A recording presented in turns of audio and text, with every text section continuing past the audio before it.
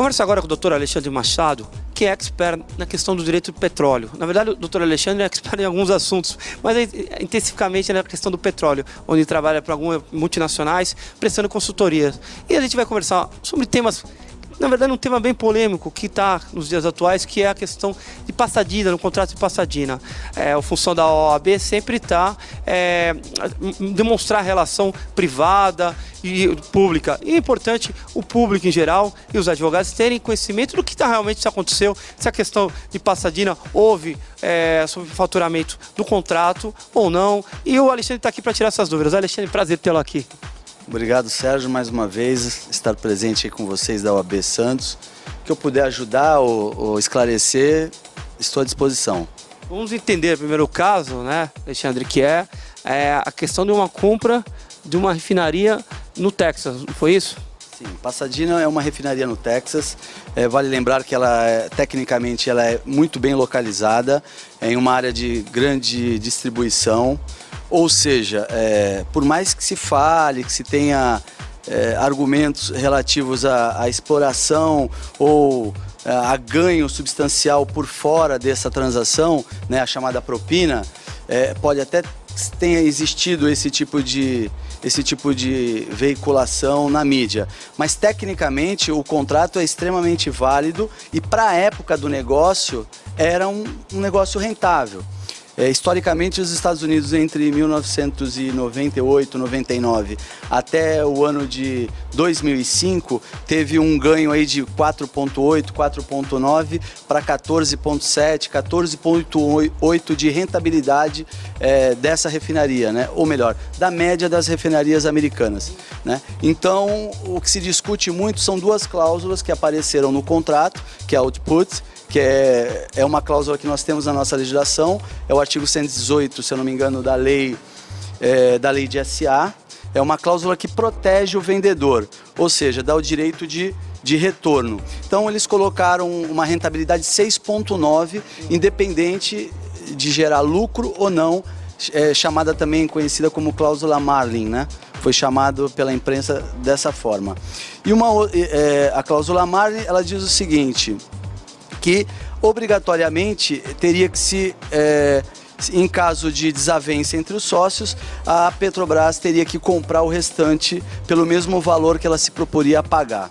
Foi isso que aconteceu. Eles foram para a Justiça Americana exigir o direito. Num determinado momento, houve um desinteresse, até porque era uma refinaria que processava óleo pesado, a Petrobras tinha interesse de processar óleo leve, tendo em vista os campos do pré-sal que acabavam de ser descobertos. Então, houve, digamos assim, um certo interesse da Astra, que é uma empresa belga, em meio que se livrar da Petrobras. E usou esse argumento contratual. Mas o que na verdade, o pessoal quer, e se discute muito nos meios de comunicação, é justamente isso. Ela era uma refinaria estratégica para a Petrobras. No momento, sim, tendo em vista a descoberta do pré-sal, né? Então, nós produzimos no Brasil, até uma época atrás, se encontrava muito óleo pesado. Hoje, a gente, com o advento do pré-sal, começou a se encontrar óleo leve.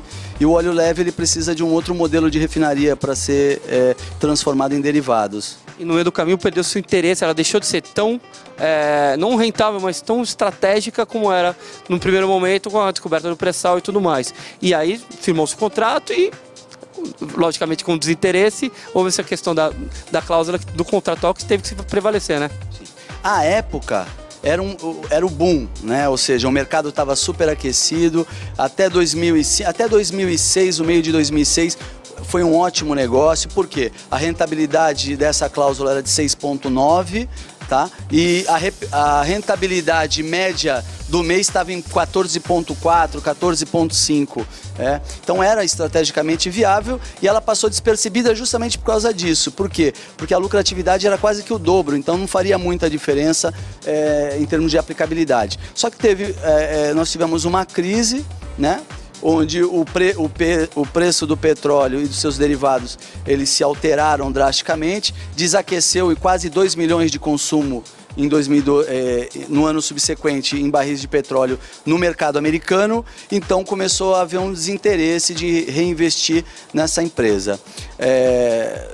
As duas empresas, em um determinado momento, segundo a Astra, começaram a se desentender e a Astra foi procurar os direitos dela no judiciário americano, o que deu ganho de causa, tendo em vista a formalidade do contrato. O contrato, tecnicamente, ele é perfeito. E, na verdade, o que é importante, até na sua análise, porque independente de política, partido, quem está no governo, quem vai entrar, nós estamos analisando a Petrobras e o governo federal que houve, na verdade, a Petrobras é composta por um conselho.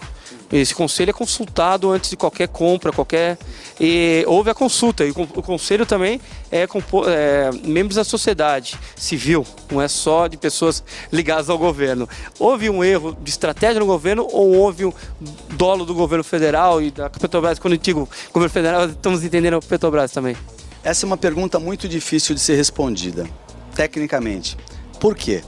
O conselho é formado por grandes empresários, né? Digamos assim, pessoas que estão no mercado há muito tempo e que não têm o costume de perder dinheiro. Eles sabem o que eles estão fazendo, as cláusulas impostas no contrato são cláusulas usualmente, né? Ou seja, se usa com rotina essa cláusula em aquisições e fusões de grandes empresas onde ambos são muito fortes, né? Tem capital, tem aporte financeiro, então é uma forma de se tornar seguro dentro dessa transação. Então, eu acredito, a minha opinião pessoal é que é quase que impossível o conselho não ter pelo menos a noção que essas cláusulas estavam previstas e que poderia, lógico, numa mudança drástica de mercado que ninguém esperava, causar um prejuízo tão grande. Então, na verdade, essa questão é que quando chega para a opinião pública, a coisa bem distorcida. E aí tem questões políticas, envolvimentos políticos. O Alexandre, na verdade, está analisando tecnicamente, não está aqui falando sua opinião pessoal, partidária nem nada. Aqui é uma questão técnica. Havia uma questão estratégica que com o tempo deixou de existir. Foi justamente isso que o Alexandre falou. Isso também não quer dizer que o que houve de mudança, aí mudando de assuntos, avançando um pouco, porque a gente tem pouco tempo, para falar da própria Petrobras, que era uma empresa que até outrora, há poucos anos atrás, era uma das mais valiosas do mercado, junto com a Apple, com o Google, e até as 10 ela chegou a estar, e de repente ela houve uma queda de um abismo, né? Vale lembrar, né, e independente do que diga a mídia, a Petrobras é uma empresa extremamente forte, sólida. Qual o único problema da Petrobras hoje? Gestão política. Tá? Então, dominamos a tecnologia de água profunda, então o Brasil é pioneiro, ela tem muito a dar ainda em termos do próprio pré-sal, em termos de exploração, ou seja, ela está mal das pernas hoje devido ao grande fluxo de investimentos que acabou sendo feito, mas ela é extremamente sólida, ela tem uma grande chance de se recuperar assim que essas barreiras que a cada dia a gente observa estão sendo quebradas em termos de exploração, né? São recordes sobre recorde, independente de quem esteja no governo. No ponto de vista técnico, o que acontece hoje é uma interferência política. Então, muitas vezes, ela deixa de ter um rendimento, digamos assim, mais perfeito, tendo em vista uma gestão mais política do que estratégica muitas vezes, né? Nós tivemos lá na apresentação do plano de negócios que ocorreu agora no início do ano, e a projeção é muito boa, né? Eles apresentar o plano de 2014 a 2018, com projeção até 2020. Só que ela precisa buscar muito dinheiro no mercado internacional, né? Essa é uma pergunta. Por que a Petrobras precisa buscar tanto dinheiro no mercado? Por causa dos seus planejamentos, dos seus projetos? O mercado interno tem dificuldade? Por que ela precisa ir tanto no mercado? Uma empresa que tinha tanto dinheiro precisa tanto no mercado? Os investimentos, principalmente voltados para o pré-sal, são astronômicos, certo? E hoje ela está focada basicamente na exploração, né? Na prospecção, exploração e produção. Ela abriu mão de outros segmentos dos quais ela atuava também e está se dedicando mais a essa área de descobrir o petróleo propriamente dito e fazer esse petróleo fluir, né? O que a gente tem que lembrar é que o petróleo ele não só é um bem econômico, é um commodity fantástico, mas principalmente que ele é um bem estratégico muito importante para o Brasil. É uma moeda de troca muito forte. Então tem estudos que mostram para a gente que a matriz energética, pelo menos até 2030, 2029, 40% ainda é petróleo, né? Então, além de ser um commodity forte, é essa moeda de troca. Então, eu acredito que seja um momento, eu não sei como é que vai ficar daqui para frente, né? A gente costuma falar quando se apresenta uma análise, que a análise é para aquele dia. Porque qualquer tipo de análise sofre intervenção econômica internacional, intervenção econômica interna, efeitos políticos sobre o seu olhar, sobre a sua observação. Então tudo pode acontecer. No momento agora ela tenta se recuperar, né? O nível de produção dela tá bem, tá legal, tá crescendo gradativamente, mas é nítido também que desde a sua capitalização em 2010, lógico, quem acompanha o mercado de ações aí sabe que ela nunca mais voltou aos patamares que ela tinha. Seria outra coisa uma coisa que gera dúvida para toda a população, não na cidade de Santos, da região de Santos, nas regiões litorâneas do Brasil, principalmente, é a questão do pré-sal. Como ele atinge indiretamente essas cidades, que seriam cidades de porto e tudo mais.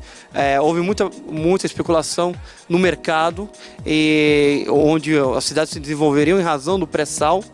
O pré-sal houve um recuo, porque é extremamente caro, oneroso, e as cidades, aí eu traço um paralelo com a Copa do Mundo, talvez vai ter o estádio, então vai ter o petróleo, vai ter o pré-sal, mas as cidades não estão preparadas também logisticamente para receber essa própria extração do óleo, a trazida do óleo até da saída da plataforma até os portos.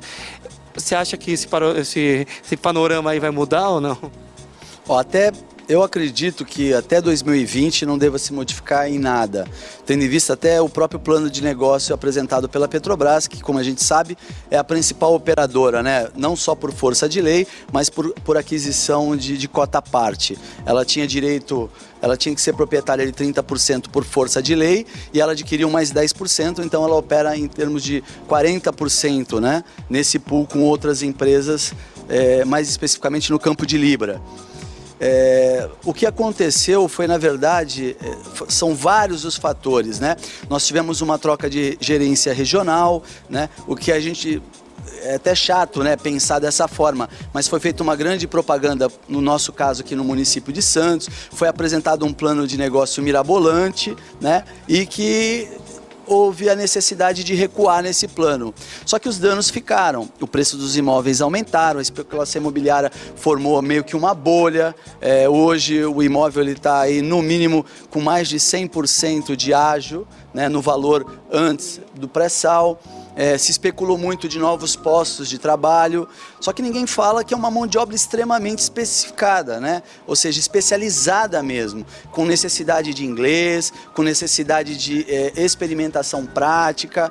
E o que a gente observa também é que não houve esse investimento não só do governo municipal, estadual, mas principalmente do governo federal.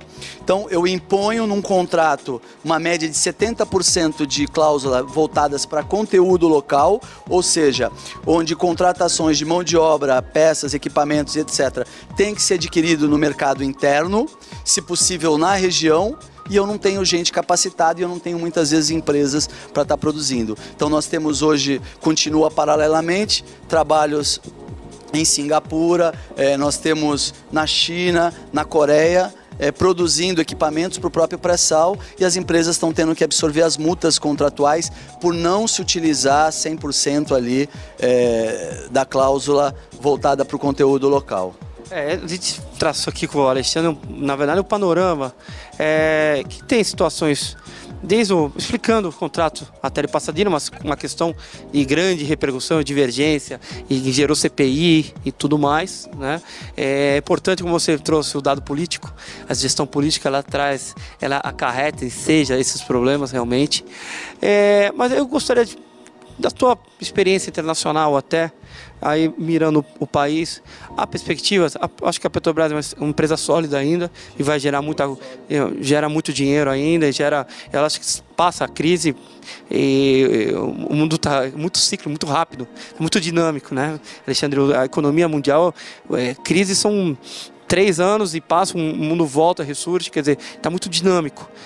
A perspectiva para o Brasil ainda pode esperar que o petróleo ainda seja um sonho e para a economia brasileira ela possa realmente fazer parte integrante, não só diretamente como indiretamente, os serviços indiretos, e a população brasileira possa saber que não, ali é uma fonte de economia. Sim, sem dúvida nenhuma. Nós temos agências, né, internacionais que certificaram essa quantidade, grosseiramente falando, de petróleo, né, essas reservas, né, tanto na Bacia de Santos quanto na Bacia de Campos. Tecnicamente, não tem o que se falar. Só estamos andando hoje com passos mais curtos do que andávamos no passado. Então, quem observa, em 2013, nós tivemos aí um boom, né? Tivemos a 11ª, a 12ª rodada e já lançou a primeira do pré-sal. Agora deu uma segurada para que se estabeleça, os contratos sejam formalizados, as empresas comecem a operar. Nós temos um fato histórico também, que foi a devolução pela Petrobras de uma área do contrato de cessão onerosa, uma coisa que nunca nós tivemos aqui no país, aconteceu pela primeira vez. Isso demonstra até certa maturidade, né? Saber que não vai dar. Então, eu acredito sim que eles tem uma tendência muito forte de se reorganizar. Agora, sempre vai existir a incerteza política. Dependendo quem estiver no comando, a gente sabe que a política é um grande xadrez. E aí alguns cargos que teriam que ser muitas vezes levados por técnicos, concursados, profissionais de carreira, são colocados de lado e passam a se tornar cargos políticos. Isso são em todas as áreas. A gente observou agora há pouco tempo no próprio Porto de Santos, né, com a troca do nosso atual do presidente do Porto de Santos, aqui da Codesp. E é um fato, não tem como fugir desse fato. Eu acredito que após as eleições, a gente vai ter um novo olhar, aí, após as eleições presidenciais, até mesmo estadual, a gente vai ter um novo olhar para saber o que vai acontecer. Mas, de antemão, eu posso dizer que dificilmente a Petrobras vai quebrar. Quebrar ela não vai, porque a maior acionista é o governo. Eu acredito que ele não vai passar essa vergonha.